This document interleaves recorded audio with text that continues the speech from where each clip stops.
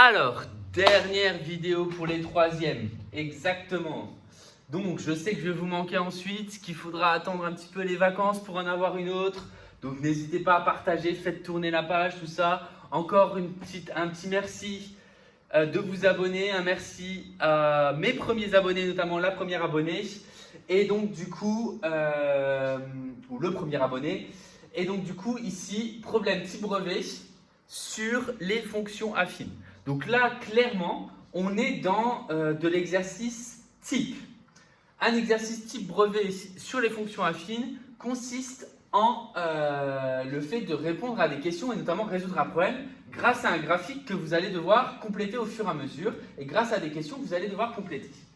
Ce qu'il faut bien comprendre dans ce type d'exercice, c'est la chose suivante. C'est qu'on vous propose généralement trois formules, deux ou trois, suivant si on met les trois fonctions classiques. Donc généralement, si on en met que deux, on mettra du linéaire et affine ou du constante et affine. Si on en met trois, on va mettre les trois. On va mettre une fonction qui est affine, strictement, une fonction qui est linéaire, donc aussi affine, et une fonction qui est constante, donc aussi affine. Donc les trois types vont être là. Donc ici, un domaine qui me tient à cœur, les jeux vidéo, évidemment, parce que vous savez que je suis un gamer et un passionné de jeux vidéo, notamment de foot. Donc ici, on propose un jeu vidéo où on a le choix entre trois personnages, un guerrier, un mage, un chasseur.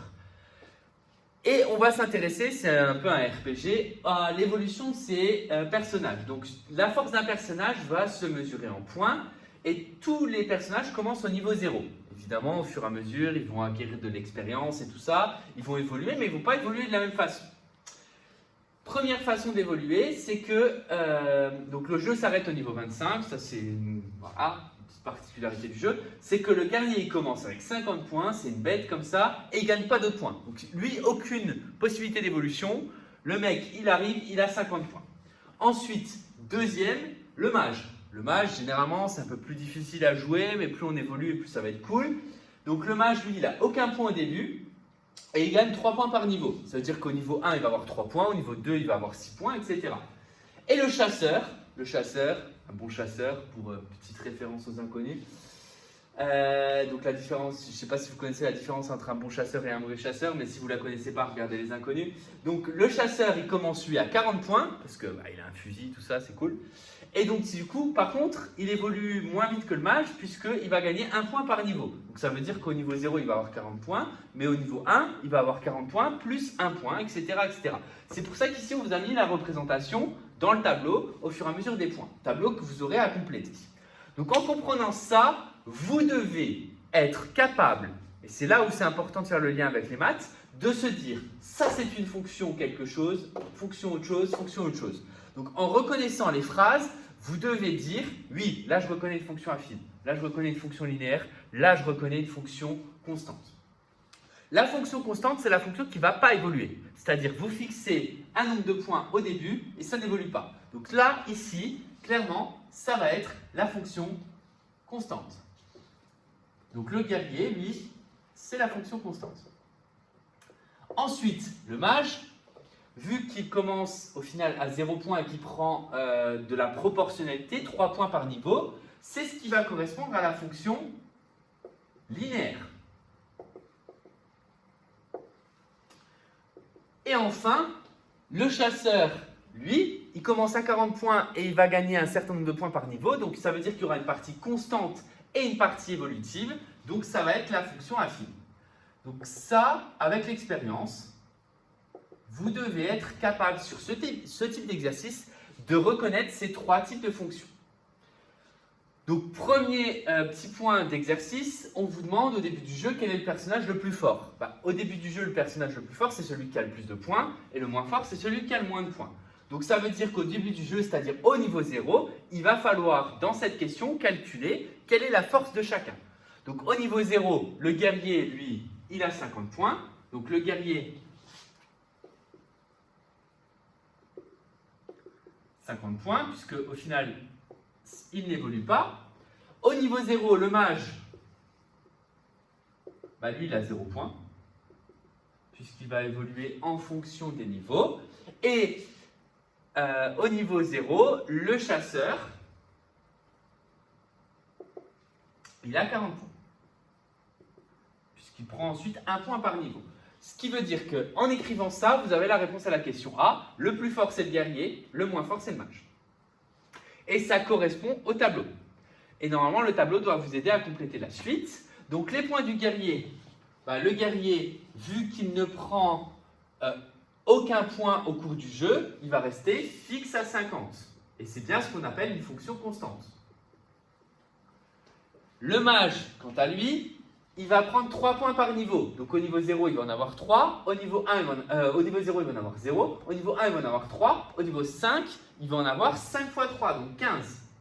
Au niveau 10, il va en avoir 30, puisque 10 fois 3. Au niveau 15, il va en avoir 45, parce que 15 fois 3. Au niveau 25, il va en avoir 75, parce que 25 fois 3. Pour le chasseur, lui, il prend 40 points plus 1 point par niveau. Donc ça veut dire 40 points au niveau 0, 40 plus 1, donc 41 au niveau 1, 40 plus 5, donc 45 au niveau 5, 40 plus 10, donc 50 au niveau 10, 40 plus 15, donc 55 au niveau 15, et 40 plus 25, donc 65 au niveau 25. À quel niveau le chasseur aura-t-il autant de points que le guerrier? Donc chasseur égale guerrier, ça se lit dans le tableau. Le chasseur est égal au guerrier au niveau 10. Comme ça se lit dans le tableau, ça signifie que vous pouvez vous servir du tableau pour répondre à la question. Maintenant, mathématiquement, ce qui est vraiment attendu derrière cette question, c'est se poser la question, quand est-ce que la fonction du chasseur va être égale à la fonction du guerrier? Mais pour l'instant, on ne vous a pas encore parlé de fonction. Donc là, clairement, la réponse attendue, c'est je me sers du tableau et je vois que le guerrier, il a autant de points que le chasseur au niveau 10. Donc au niveau 10, les deux ont autant de points l'un que l'autre. Ensuite, si X désigne le niveau de jeu, et c'est là en fait où vous auriez pu le faire directement, parce que je vous ai parlé de fonctions constantes, fonctions linéaires, fonctions affines. En fait, sur chaque phrase, si vous êtes capable de faire ça au début de l'exercice, c'est-à-dire la question D, si vous la faites tout de suite, ça prouve un bon recul et normalement aucune difficulté pour faire les questions. Chaque personnage va correspondre à une fonction et donc du coup, vous êtes capable de donner la fonction. Donc si je vous parle de f de x égale 3x, il va falloir que je l'associe soit au guerrier, soit au mage, soit au chasseur. Donc ici, 3 fois x, ça veut dire x représentant le niveau, c'est 3 points par niveau. Donc ici, ça va représenter le mage. Et le mage, si vous avez bien suivi ce que j'ai fait, c'est la fonction linéaire. Ça, c'est bien une fonction linéaire. Ensuite, g de x égale 50. Ça signifie que quel que soit x, ça vaut toujours 50. Donc si ça vaut toujours 50, ça veut dire que c'est une fonction constante et c'est donc le guerrier. Donc ça correspond bien au type qui arrive et qui vaut toujours, qui fait toujours 50 points, peu importe comment évolue son jeu. Et ensuite, h de x égale x plus 40, c'est bien une fonction affine. Qu'est-ce que ça correspond le x? C'est le niveau. Donc si au niveau 0, ça sera 40 points, au niveau 1, ça sera 1 plus 40. C'est bien, du coup, la fonction qui correspond au chasseur. Donc ici, on a répondu et on a associé à chacune des expressions suivantes un personnage. Donc 3x linéaire mage, g de x égale 50, donc pas de x constant guerrier, et x plus 40 fonction affine, c'est-à-dire chasseur. Et maintenant, ce qu'on va nous demander, c'est résoudre ce type de question, c'est-à-dire se poser la question à quel niveau le chasseur sera égal au mage ou quel niveau le chasseur sera égal au guerrier, grâce à ces expressions. Grâce à ces expressions, on va pouvoir faire des graphiques, mais on va pouvoir également résoudre des équations. Donc la dernière partie du problème que je vais vous résoudre va donc consister en ça. Donc on va juste se rappeler, et je vais le noter ici, que f de x égale 3x, c'est le mage. G de x égale 50, c'est le guerrier. Et h de x égale x plus 40, c'est le chasseur. Donc, page suivante.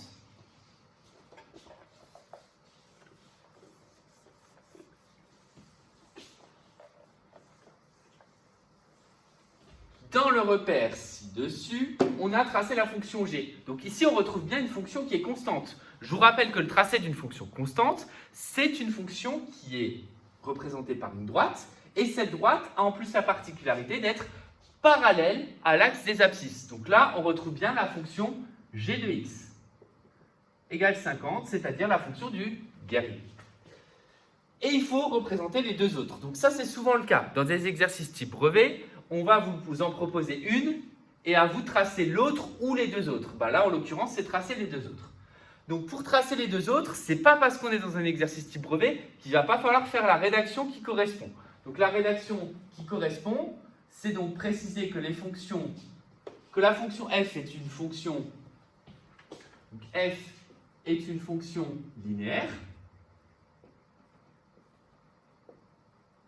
parce qu'elle est du type f de x égale a fois x.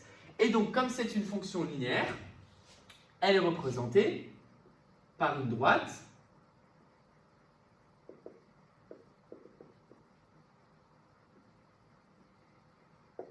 passant par l'origine. Donc là, je vous renvoie au cours. On va faire un tableau. On peut mettre qu'elle passe par l'origine, c'est-à-dire f de x, donc un bon vieux 0, 0 de Ligue 1. Donc l'origine, ça passe par le 0 et l'image c'est 0. Et donc à vous ensuite de choisir. Ici, vous voyez que le choix va être dicté par le 10, 20, 30, 40, 50, 60.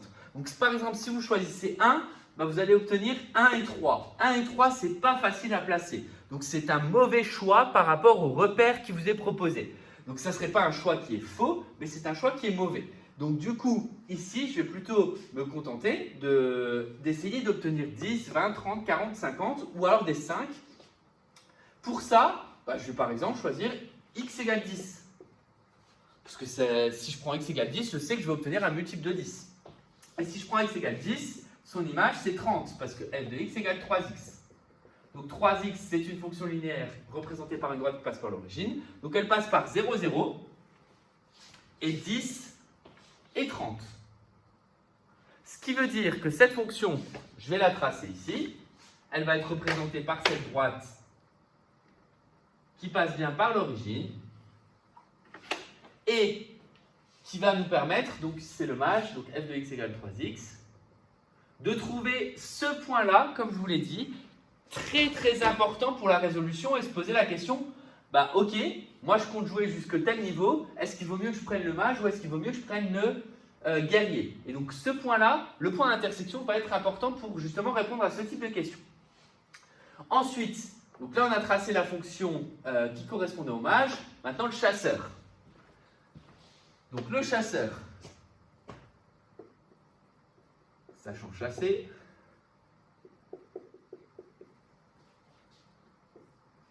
lui, c'est une fonction, donc la fonction h est une fonction affine. Parce qu'elle est du type ax plus b. Sa représentation est donc une droite. Vous voyez, je me force à rédiger. Donc si moi je me force, vous êtes obligé. Donc sa représentation est une droite. Qui dit juste droite dit qu'on a besoin de 2 points. Donc ici, c'est la fonction h de x.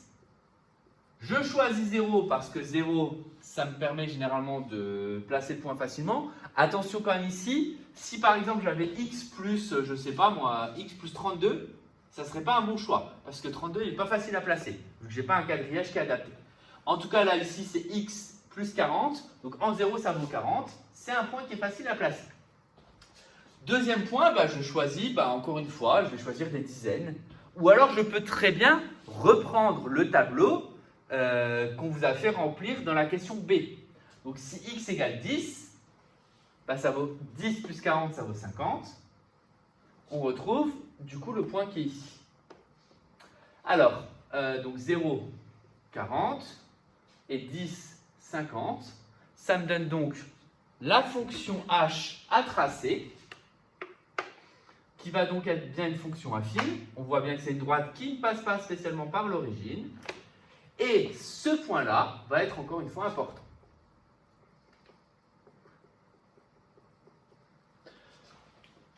Donc, si maintenant déterminer à l'aide du graphique le niveau à partir duquel le mage devient le plus fort.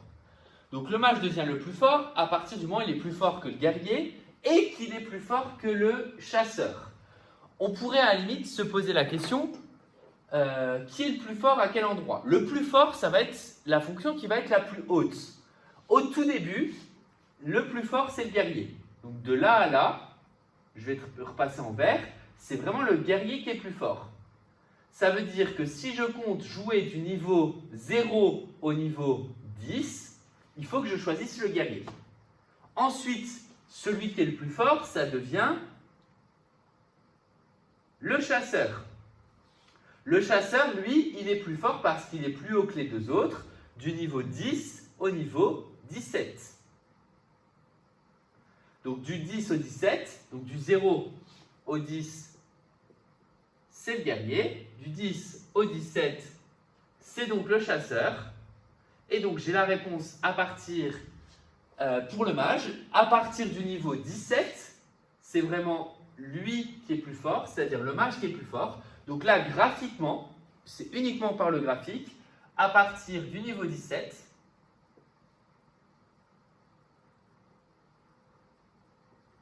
le mage, il les tue tous. Donc c'est grâce à ce type de problème que vous allez pouvoir résoudre des problèmes dits d'optimisation, c'est-à-dire il va falloir choisir le mage si vous êtes sûr d'aller jusqu'au niveau 17. Avant, si vous êtes sûr de jouer un petit peu entre le 10 et le 17, ça sera plutôt le chasseur. Si vous voulez juste vous amuser vite fait avec un chasseur qui tue tout, avec un guerrier qui tue tout, c'est juste du niveau 0 au niveau 10. Voilà un petit peu l'analyse de ce problème. Et ce type de problème, on les retrouve très fréquemment au brevet. Et si vous avez la chance d'avoir un exercice qui ressemble à ça au brevet, en tout cas si vous passez le brevet, c'est vraiment classique. On vous propose 3 types de fonctions. Alors généralement, c'est plus s'il y a des abonnements. On a un abonnement à coût fixe, on a un abonnement à coût variable et on a un abonnement proportionnel. Et donc du coup, on doit déterminer, suivant le nombre de choses que l'on fait, notamment ça peut être un abonnement à la piscine, au bout de combien de fois on doit aller à la piscine pour que l'abonnement à l'année, on va dire fixe, soit le plus rentable. Donc c'est ce qu'on appelle des problèmes d'optimisation qui vont être représentés par des graphiques de fonctions affines, linéaires et constantes. Voilà pour vous. Sur ce, je vous souhaite bonnes vacances.